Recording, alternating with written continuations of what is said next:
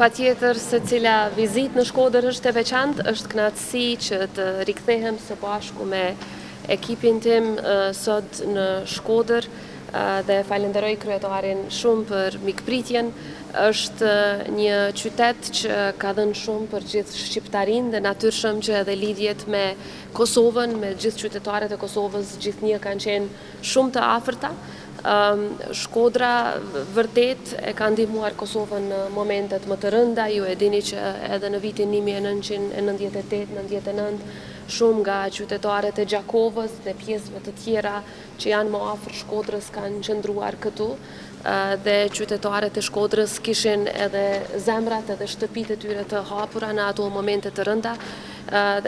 Natyrisht edhe shumë para luftës, por edhe pas Shkodra ka qenë pranë nesh në rindërtimin tonë dhe edhe tani po ecim përpara përderisa zhvillohemi si dy shtete që synojmë integrimin në Bashkimin Evropian. Është po ashtu moment i veçantë, emocion i veçantë për ne që në prag të festës së flamurit gjendemi këtu në Shkodër. Tashmë shihet fryma festive kudo, po në Shkodër gjithnjë është atmosferë festive, kështu që është jashtëzakonisht moment i bukur për ne, po për ne është një festë e katërfisht në fakt. Përveç festës së flamurit, është dita e pavarësisë së Shqipërisë nesër, për ne është po ashtu e rëndësishme sepse është edhe ditëlindja e komandantit legjendar Adem Jashari dhe po ashtu është përvjetori i daljes së parë publike të ushtrisë çlirimtare të Kosovës. Pak para se të vi këtu, isha në Forcën e Sigurisë së Kosovës, sot festojmë edhe ditën e forcës, është dita e ushtrisë sonë, festojmë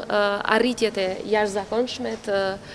ushtrisë e cila po na bën krenar çdo herë dhe pastaj u ndala edhe në kampin Bondsteel të ushtrisë amerikane, të cilët sot festojnë Thanksgiving për të treguar falenderimet tona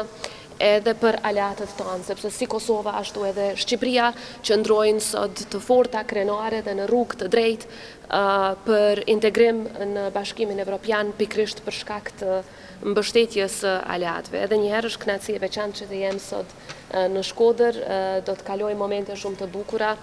dhe pastaj nesër do të jem natyrisht edhe në Vlorë edhe në Tiranë për të vazhduar festën e përbashkët të flamurit, festë që i takon gjithë kombit tonë, gjithë shqiptarëve pavarësisht se ku jetojnë. Festat e nëntorit janë të veçanta pavarësisht situatave politike. Situatat politike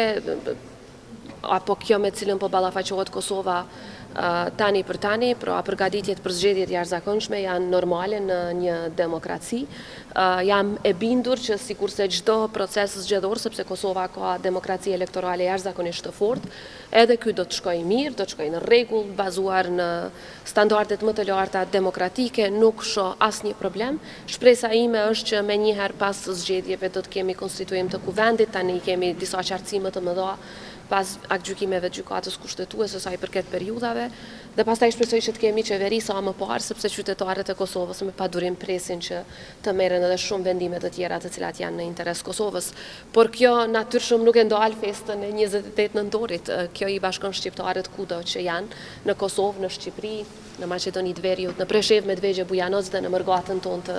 jashtëzakonshme. Çdo iniciativë e cila e afron më shumë Kosovën me Shqipërinë, në këtë rast Shkodrën me Gjakovën, është jo vetëm më së miri se ardhur, por unë besoj që do të hapë edhe shumë